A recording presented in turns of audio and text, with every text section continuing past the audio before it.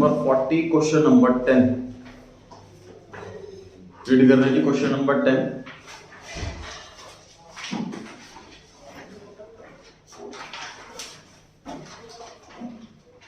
From the following information you are required to prepare.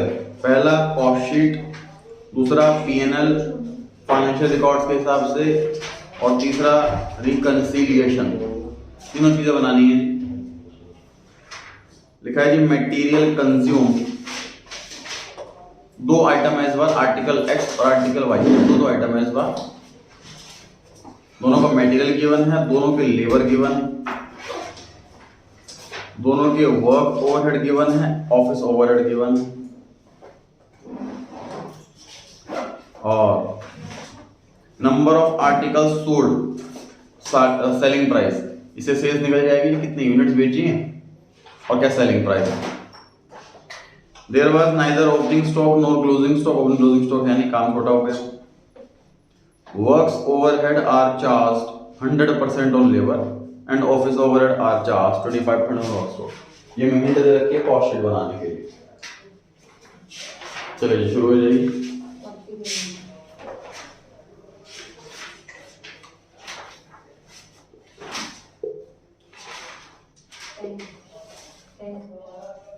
Cost sheet,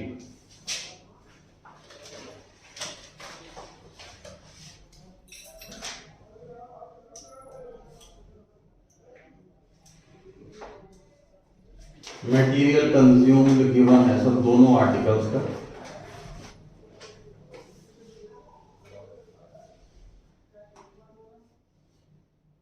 labour given है दोनों articles की।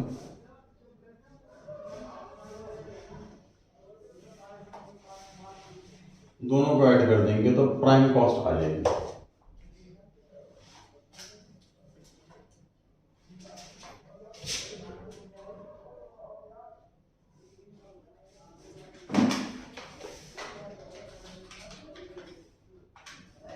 इसको आप ऐसा भी कर सकते हैं कि इन दोनों अमाउंट को इनर कॉलम में लिखा, फिर टोटल आउटर कॉलम में, ऐसा भी कर सकते हैं दोनों तरीके से।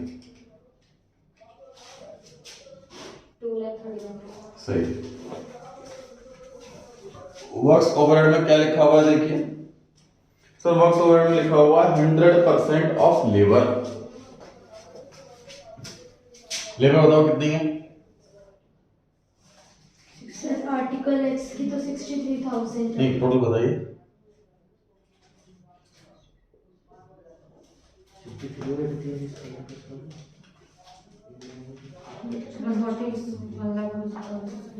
ठीक, 146600। क्वेश्चन कह रहा है कि लेबर का ही 100% कर दो तो वर्क्स ओवरहेड आ जाएगी। तो ऐसा ऐसा क्वेश्चन बोले।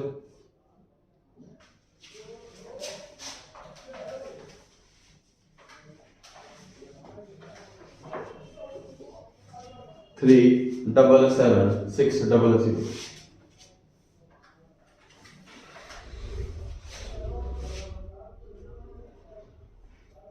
इसके बाद सर ऑफिस ओवरहेड है,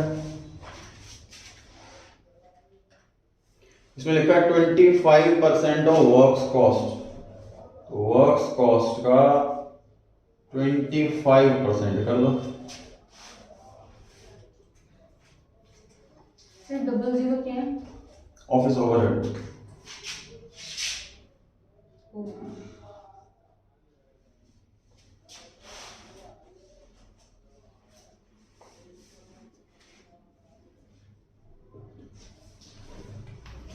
इस क्वेश्चन में सर ओपनिंग क्लोजिंग स्टॉक नहीं है, इस क्वेश्चन में सेलिंग एक्सपेंसेस नहीं है, तो ये जो आंसर आएगा इसके तीन नाम में से जो आपको पसंद आए, cost of production, cost of goods sold और कॉस्ट ऑफ सेल्स। तीनों में से जो नाम पसंद आए वो रख सकते हैं।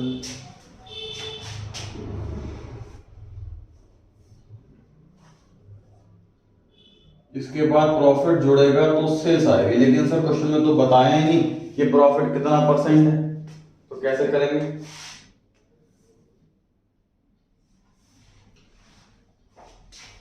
क्वेश्चन में प्रॉफिट नहीं बताया तो क्या हुआ, सेल्स तो बताइए।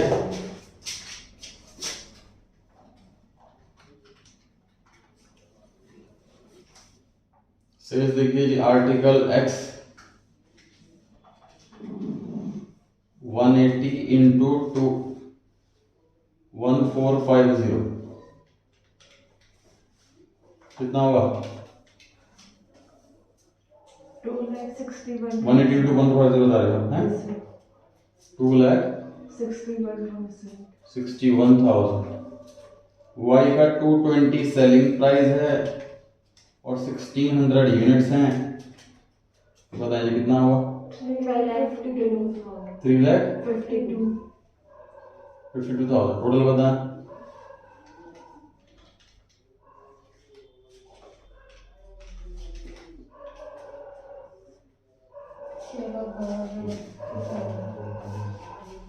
छह लाख 13,000। तो कॉस्ट पता है, सेल्स पता है, प्रॉफिट आ जाएगा बैलेंस शीट पे।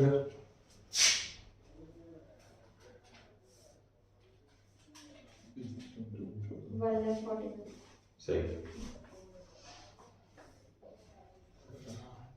इस क्वेश्चन में क्या अलग दिखा सर हमें? बस आइटम एक की जगह दो हैं, आर्टिकल एक्स भी बना करके बेच रहे हैं, आर्टिकल वाई भी बना करके बेच रहे हैं, बस एक छोटा सा पॉइंट अलग है, अदरवाइज क्वेश्चन में कुछ भी नया नहीं है।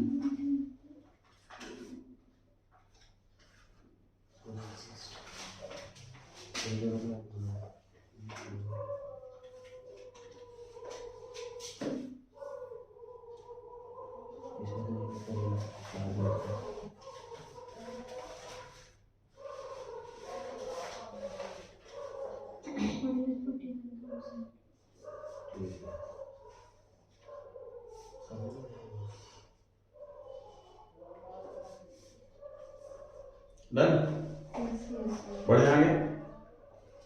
क्वेश्चन का second part, financial profit and loss account.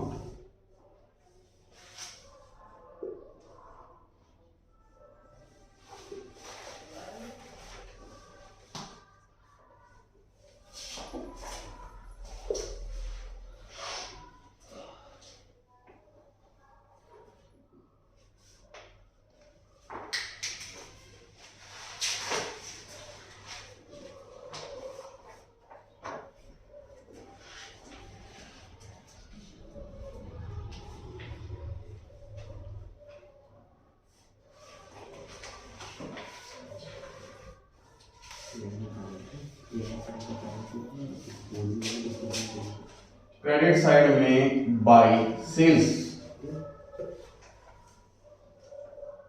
Sales हमने ऑलरेडी कैलकुलेट की हुई है। आर्टिकल एक्स की 2,61,000 और आर्टिकल वाई की 3,52,000, टोटल 6,13,000, 6,13,000।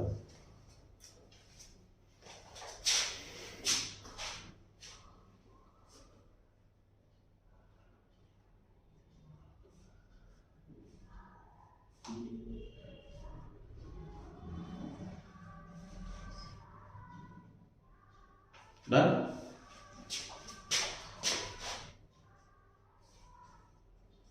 टू मटेरियल कंज्यूम्ड, ये भी क्वेश्चन में गिवन है सर। एक्स का 36,000 और वाई का 48,400। ये एक्सपेंस तो कॉस्टिंग और पीएनएल दोनों में से,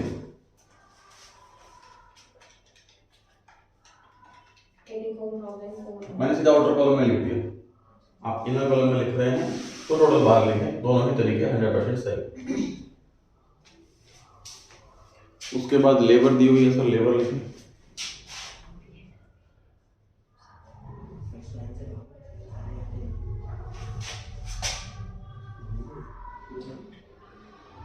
आर्टिकल एक्स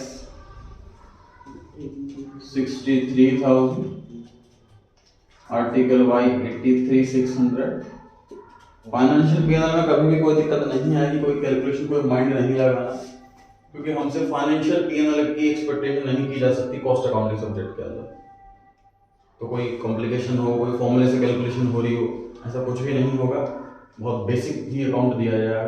ये सारे खर्चे डेबिट में लिखे जो कि गिवन होंगे, सेल्स और क्लोजिंग स्टॉक क्रेडिट में लिखा जो कि हमेशा गिवन होगा। इसके बाद वर्क ओवरहेड 1,42,000।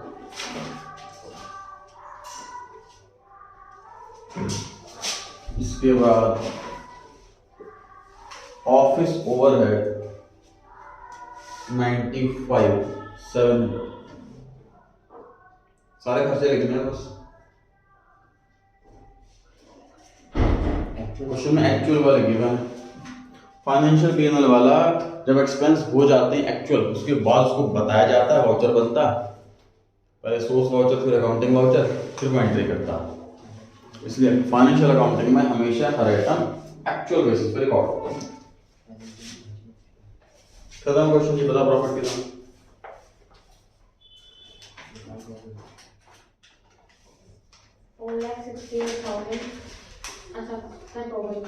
टोटल तो 6,13,000 है।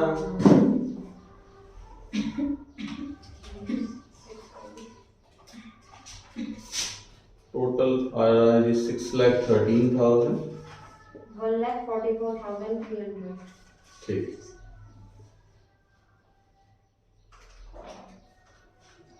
तो कॉस्टिंग वालों का प्रॉफिट आ रहा है जी 1,41,000। फाइनेंशियल वालों का प्रॉफिट आ रहा है जी 1,44,300। ये डिफरेंस आ रहा है, इसी के लिए हमें बनानी है रिकंसिलिएशन स्टेटमेंट।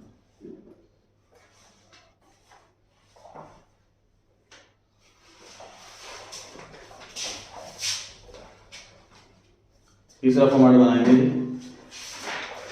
Reconciliation statement.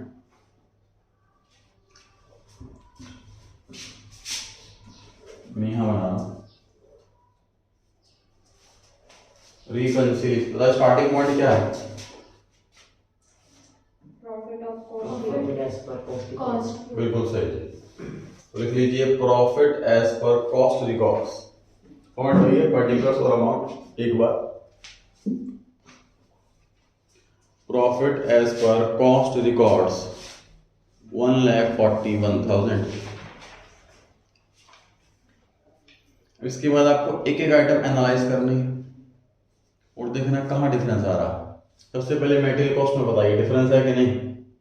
नहीं है, दोनों में सेम है। लेबर कॉस्ट में बताइए डिफरेंस है कि नहीं? नहीं है सर, दोनों में सेम है। वर्क ओवरहेड में डिफरेंस है कि नहीं?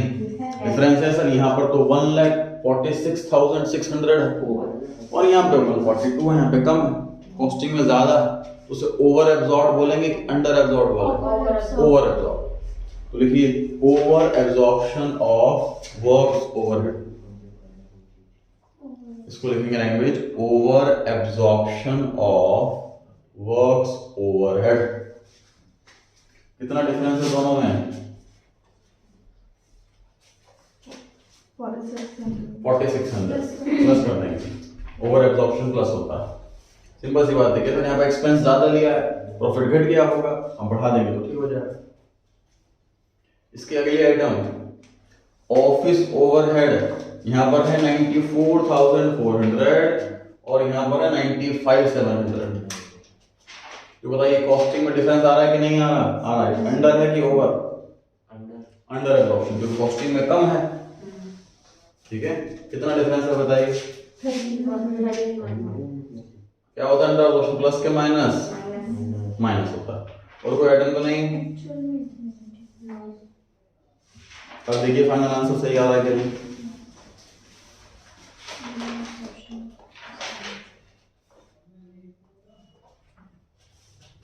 आंसर क्या आना चाहिए? मैंने पहले से बताया कि नहीं पता?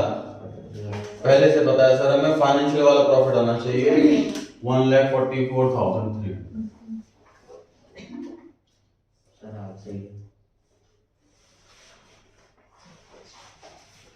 बढ़ सकते हैं जी आगे। कोई डाउट हो तो पूछिए, अदरवाइज क्वेश्चन नंबर 11 पे आ जाते हैं।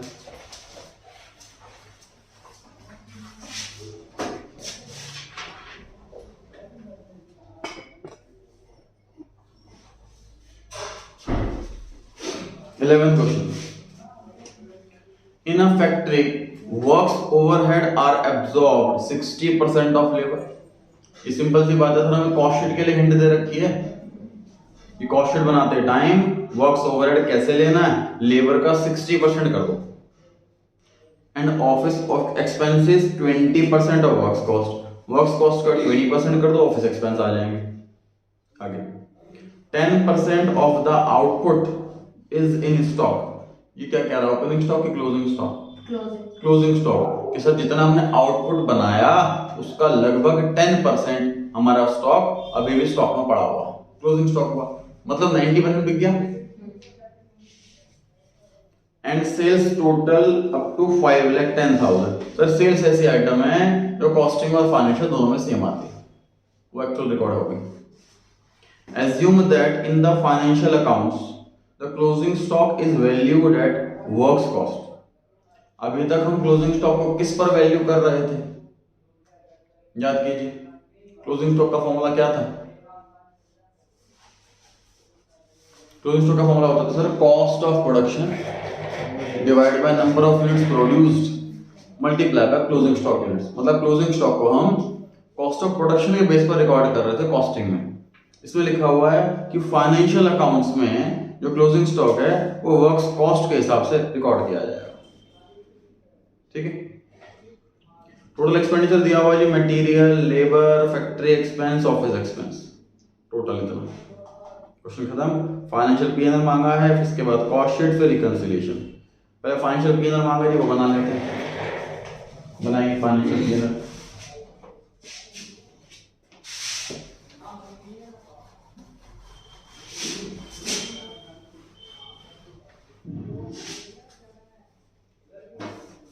सबसे पहले बाई सेल्स लिखिए सर, आसान सा अमाउंट है, क्वेश्चन के अंदर गिवन है, मेहनत करनी नहीं। 5,10,000 क्वेश्चन के अंदर पहले से ही सेल्स गिवन है। उसके बाद मटेरियल गिवन है सर 2 लाख,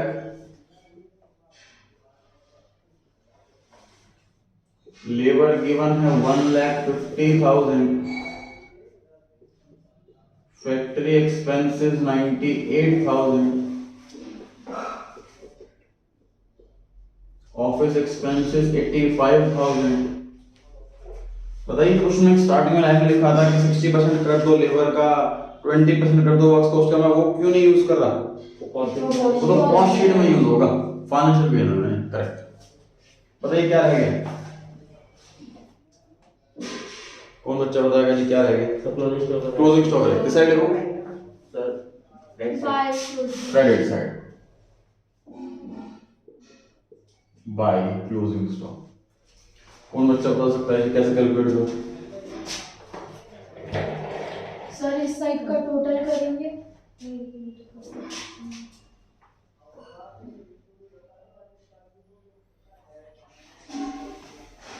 पाँच 35 में 10%, 5-10%। सर आपने जो फॉर्मूला बताया था वो वो तो कॉस्टिंग वाला है ना, तो जो cost of production divide by units produced, वो तो कॉस्टिंग वाला होगा। देखो करना क्या, कंफ्यूजन तो सर कुछ बोलो। सर 2 लाख का 10%। देखो आपको अपना माइंड लगाना ही नहीं है, जो क्वेश्चन कहता जा रहा है वैसे वैसे करते जाओ। क्वेश्चन में क्या बोला हुआ ध्यान से देखो, फिर से पढ़ो सेकंड लाइन।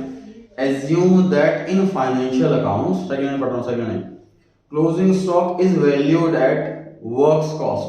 वर्क्स कॉस्ट किसे कहते हैं, material plus labour plus factory expenses, तभी तो वर्क्स कॉस्ट आती है, ऑफिस एक्सपेंस तो नहीं आते।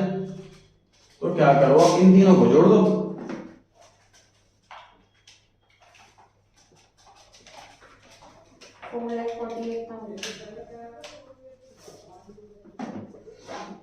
अब ये जो कॉस्ट आई है वर्क्स कॉस्ट, ये सारे गुड्स की आई है ना, जितने गुड्स बनाए हैं हमने इस साल, लेकिन के सारे क्लोजिंग स्टॉक है। कितना क्लोजिंग स्टॉक है, 10%। बताओ जी कितना है, 44,800।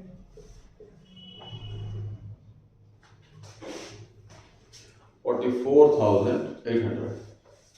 कदम भी बना दो, प्रॉफिट बताओ कितना है,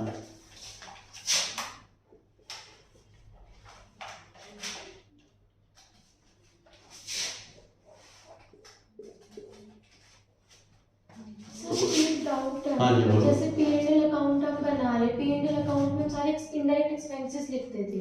डायरेक्ट नेट सारे आएंगे। इसमें ना ट्रेडिंग कमांड दी है ना, तो क्या होता है? Trading is nothing but an extension of PNL. ठीक है, तो ट्रेडिंग अकाउंट अलग से हम बनाने लग गए हैं कुछ सालों से। पहले ट्रेडिंग और पीनल कमांड ही बनता था, प्रॉफिट ही निकलता था। क्योंकि इसमें ट्रेडिंग के आइटम्स हम लोग लिखते थे, हाँ, तो command मेरा है। डाउट था कि सेल्स वगैरह हम उसमें लिखते थे, डायरेक्ट लेबर, डायरेक्ट मटेरियल, वो सब चीजें भी P&L तो हम में कमांड बनाया है। ठीक है। 21,800 सही।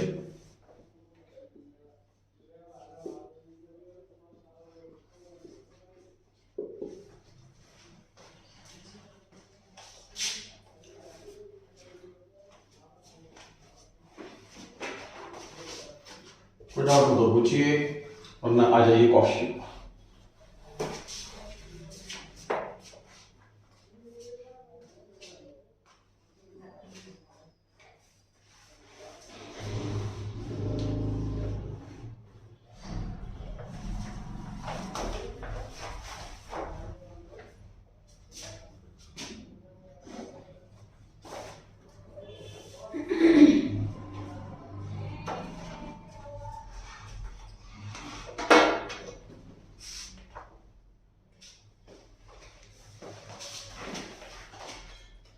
मटेरियल में कोई चेंज करना है कि लिखना है as it is 2 lakh? Same लिखना है, सभी तो एज इट इज लिखना है। कुछ अलग से दिए नहीं हुआ कॉस्टिंग वालों के लिए। लेबर में कोई चेंज करना है? नहीं सर। नहीं कोई चेंज नहीं करना। दोनों को ऐड करके क्या नाम दे दूं? Prime cost. Prime cost.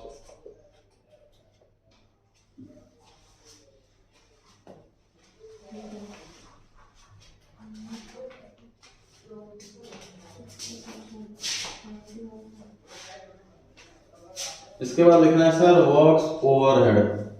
ये कैसे लिखूं? सर 60% निकालना है। 50 में 58।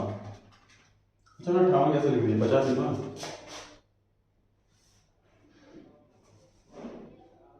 ठीक है नहीं सर, लेबर है 1,50,000 और क्वेश्चन कहता है कि उसका 60% कर दो तो वर्क्स ओवरहेड आ जाएगी।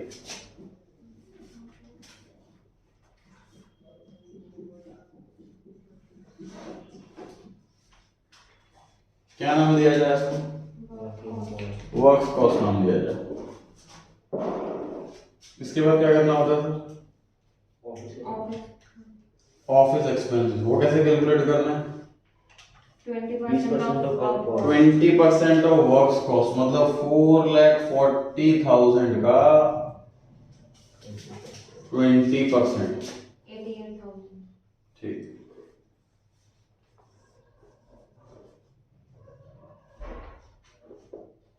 अब जो आंसर है उसे क्या नाम दूं? Cost of production. Cost of production. इसके बाद क्या करना? सर फैक्ट्री कॉस्ट कैसे बोलते हैं? डब्ल्यूसी का डब्ल्यूसी का यूज सिनोनिम है। वर्क्स कॉस्ट और फैक्ट्री कॉस्ट सिनोनिम्स हैं। वर्क्स और फैक्ट्री वर्ड सिनोनिम है एक्चुअली। सर आगे तो कुछ दिया नहीं इन्फॉर्मेशन। अच्छा फिर ऐसी कौन सी है? सेल्स लिख देना। बोल रहे हैं आप लोग नालायक। जल्दी खत्म करने की पड़ी। क्या रह गया बताइए कॉस्ट शीट में? क्लोजिंग स्टॉक रह गया। ठीक है, तो इन सब प्लस करते हैं कि माइनस? माइनस। क्योंकि ये नेगेटिव एक्सपेंस होता है, इनकम होती है, इसलिए इसको हम माइनस करते हैं। बताइए कैसे कैलकुलेट करें?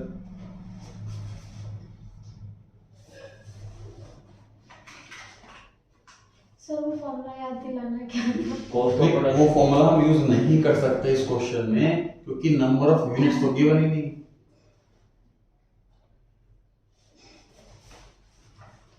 $5,28,000 टोटल कॉस्ट है जितने गुड्स बनाए हैं इस साल, और 10% बचा हुआ।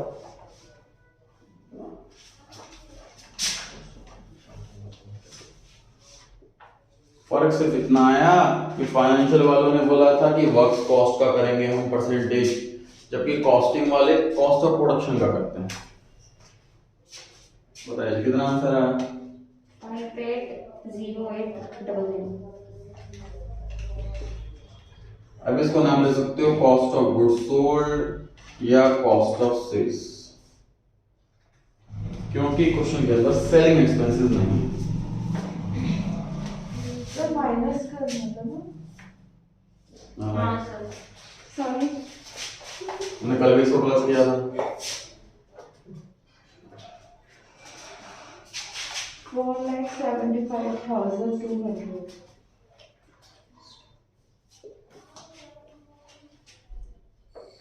एड प्रॉफिट और फिर लास्ट में आ जाएगी सेल्स। सर सेल्स हमें एडवांस में पता है 5,10,000, तो जो उसका डिफरेंस आएगा वही प्रॉफिट आएगा। 24,800। ठीक,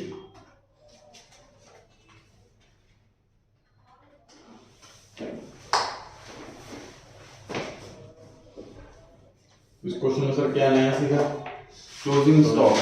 इसे इस बार यूनिट्स गिवन नहीं है कि हम फॉर्मूला याद करके जाएं, फॉर्मूले से सॉल्व कर लें। क्वेश्चन कहता है कि बट 10% स्टॉक बचा हुआ है, ये कॉस्ट है सारे गुड्स की, 10% कितनी होगी? कोई डाउट हो तो पूछिए, अदरवाइज बनाइए रिकंसिलिएशन स्टेटमेंट।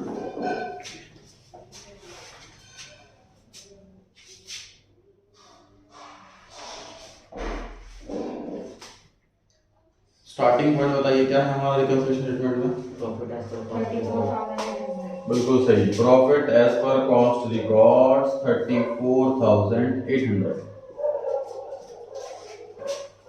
फॉर्मेट वही रहेगा जी, पर्टिकुलर अमाउंट। एक बार तो चेक कीजिए फटाफट से, एक एक आइटम को मैच कीजिए। कॉस्ट शीट आपके सामने है, कॉस्ट और फाइनेंशियल पी&एल आपके सामने। कौन सा अमाउंट ऐसा है जो दोनों में डिफर कर रहा है? फैक्ट्री में सबसे पहले factory expenses sir, factory overhead यहाँ पे कम है, वहां पे ज्यादा है, अंडर हो गया। Under absorption of factory overhead.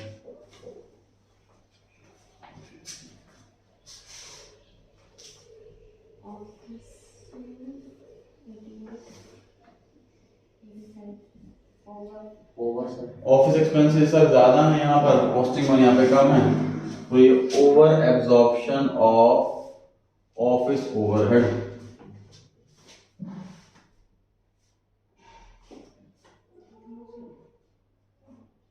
उसके बाद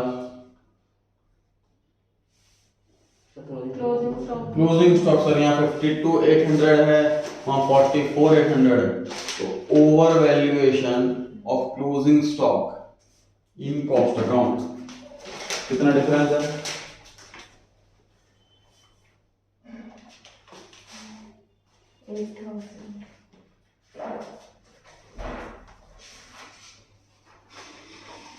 सर ओवर हमेशा प्लस होता है, लेकिन इनकम में तो माइनस होगा। Closing stock is an income, it's a negative expense treated as income. और कोई आइटम है जी? और कोई आइटम नहीं, बताइए। हमारा आंसर पहले से पता है हमें कितना आना चाहिए? सर हमारा आंसर आना चाहिए 21,800। Profit as per financial records. या फैक्ट्री में फैक्ट्री में ऑफिस की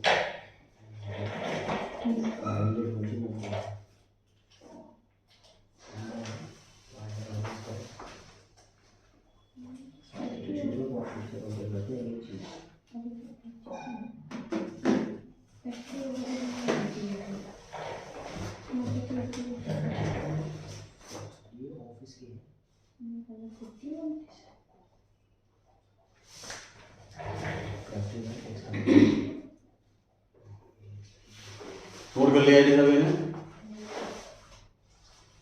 बढ़ सकते हैं आगे।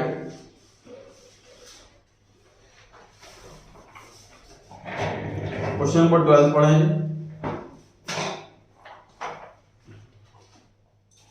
With foot cold limited manufactured and sold 1,000 refrigerators in the year ending 31st March 2009।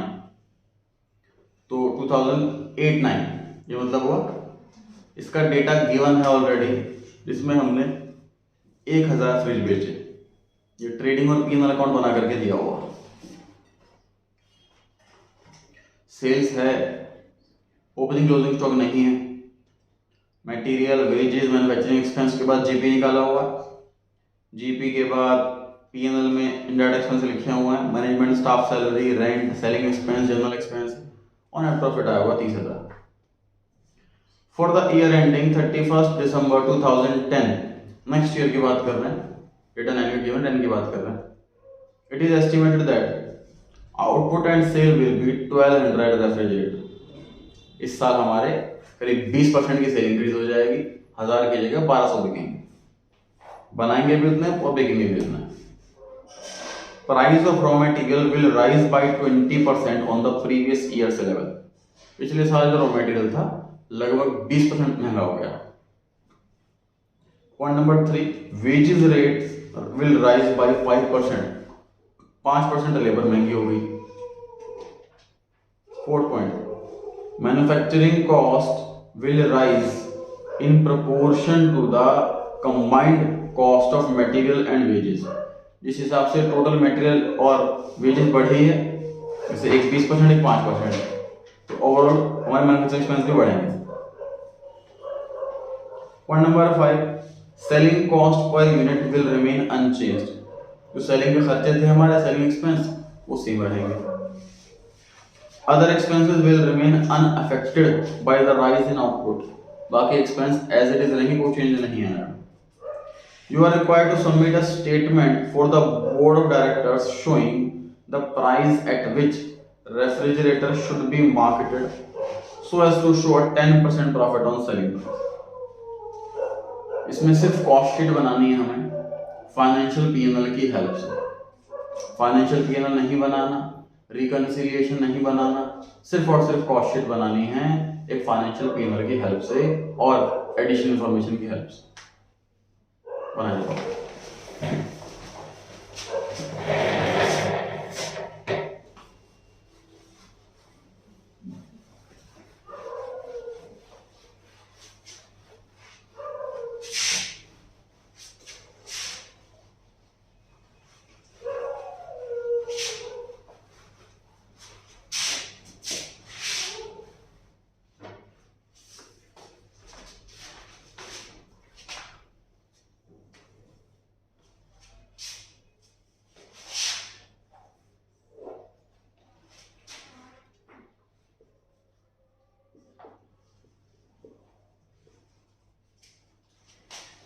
आप लोगों ने हेल्प करी सॉल्व करना में। बताइए जी, मटेरियल किस हिसाब से ले, कितना है? 80,000 तो दिया हुआ,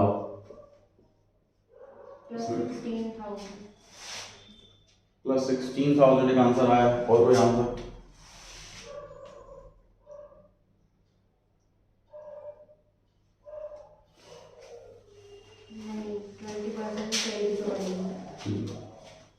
देखिए 80,000 रुपए जो मटेरियल लगा है वो लगा था 1,000 फ्रिज पे। अब हम बना रहे हैं 1200 फ्रिज, 96,000। तो इतना तो बढ़ेगा आउटपुट की वजह से। उसके अलावा 20% महंगा भी हुआ है।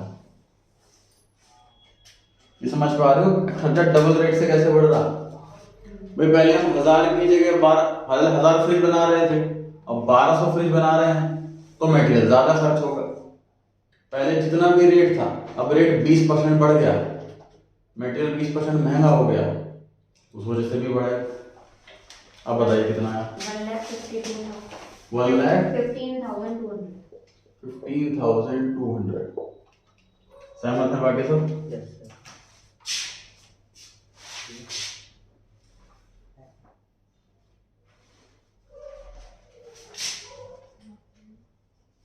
वेजेस पर आते हैं सर। वेजेस पिछले साल जो थी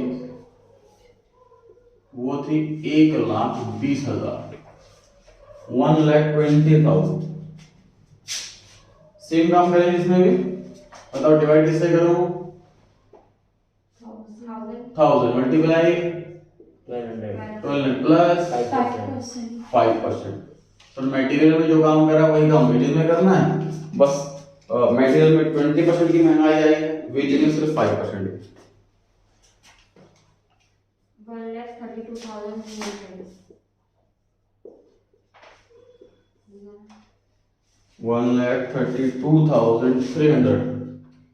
सहमत हैं जी बाकी सर? दोनों प्रोवाइड करते तो क्या नाम आएगा?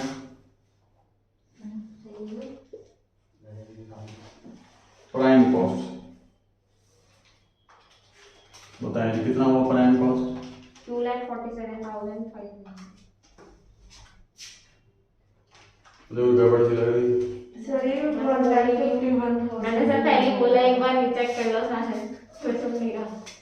51,200.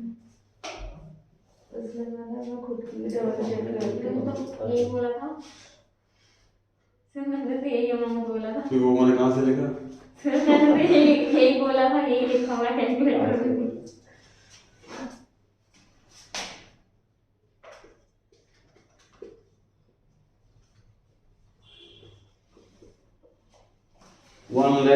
2,66,400.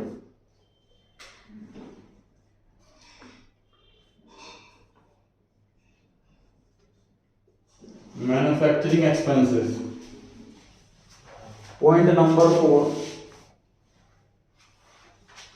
Manufacturing cost will rise in proportion to the combined cost of material and wages. तो पिछले साल कितने थे मैन्युफैक्चरिंग एक्सपेंस? 50,000. पिछले साल प्राइम कॉस्ट कितनी थी? 2,66,400. पिछले साल। अच्छा 2 लाख. और इस साल कितनी? 2,66,400. ये समझ पा रहे हैं जी कैसे हो गया? कैलकुलेशन करने पहले बताते हैं।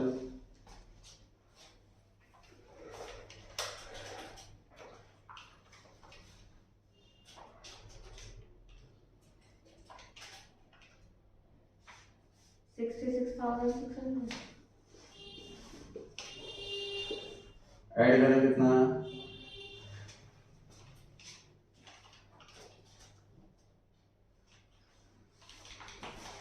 3,33,000. समझ लीजिए जैसे मैन्युफैक्चरिंग एक्सपेंस कैसे आए। क्वेश्चन में बोला हुआ है ये उसी प्रोपोर्शन से बढ़ेगा जिस प्रोपोर्शन से कंबाइंड मटेरियल एंड लेबर बढ़ रहा है। अब मटेरियल एंड लेबर कंबाइंड, इस इतनी लाइन की जगह मैं सीधा प्राइम कॉस्ट ना बोल दूं? Combined material and wages prime cost ही तो हुआ। तो प्राइम कॉस्ट के प्रोपोर्शन में बढ़ रहा, मतलब पिछले साल की जो प्राइम कॉस्ट थी 2 लाख रुपए थी, चेक कर लो। मटेरियल 80,000, लेबर 1,20,000, ठीक है। और इस साल की प्राइम कॉस्ट कितनी है? 2,66,400। तो इतनी इसी प्रोपोर्शन से बढ़ेगा, बढ़ा दी इसी प्रोपोर्शन से, ठीक है जी। बढ़े जी आगे।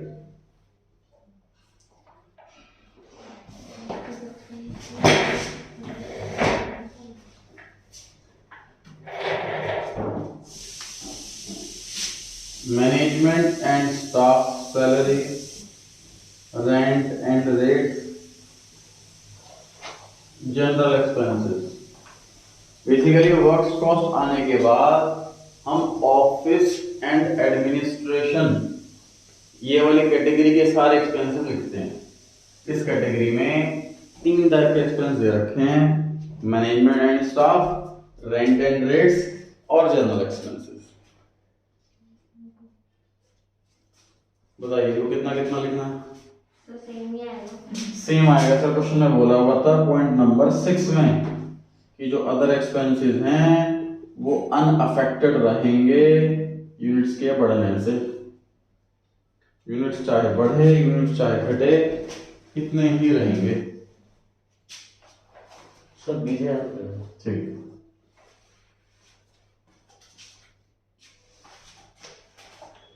Four lakh 23,000.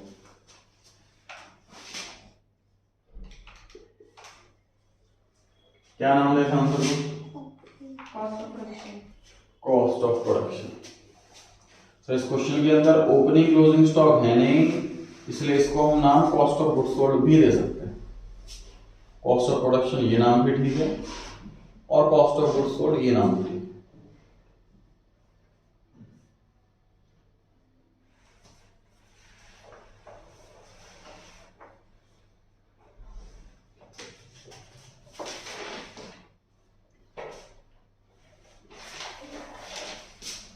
आ जाइए इसके बाद सर सेलिंग एक्सपेंसेस, बताइए सेम लिखना है कि कुछ चेंज करना? चेंज करना। पॉइंट नंबर 5 और 6 इन दोनों को बड़े ध्यान से पढ़ो और दोनों में फर्क समझने की कोशिश करो। पॉइंट नंबर 6 में तो ये लिखा था कि आउटपुट बढ़े या घटे फर्क नहीं पड़ेगा अदर एक्सपेंसेस पे, लेकिन पॉइंट नंबर 5 में लिखा था कि selling cost per unit unchanged रहेगी। देखिए पिछले साल सेलिंग एक्सपेंस थे 30,000 और पिछले साल यूनिट्स थी 1000। इसका मतलब पर यूनिट 30 रुपए थी कॉस्ट, ये पर यूनिट 30 रुपए की रहेगी, लेकिन यूनिट्स तो चेंज हो गई।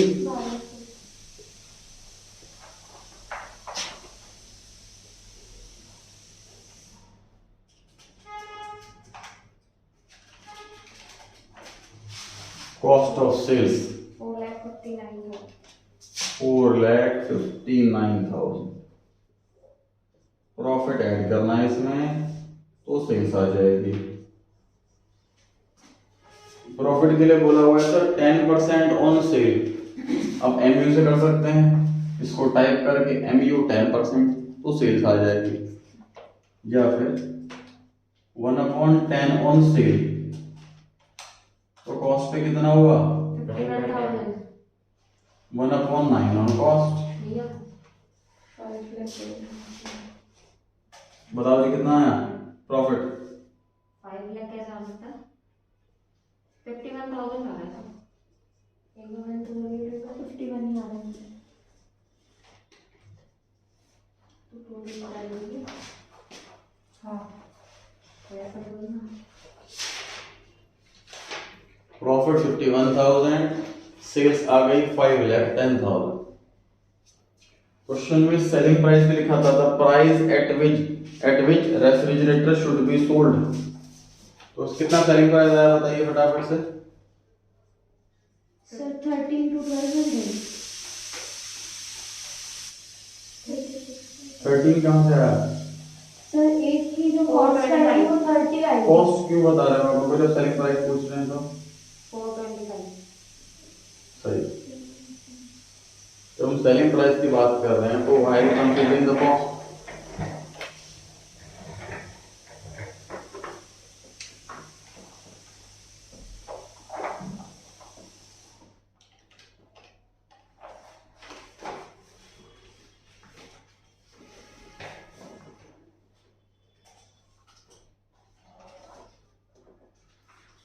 Sales divide by units. Selling price ऐसे निकलता है, तो सेलिंग प्राइस 425 रुपए आ रहा है।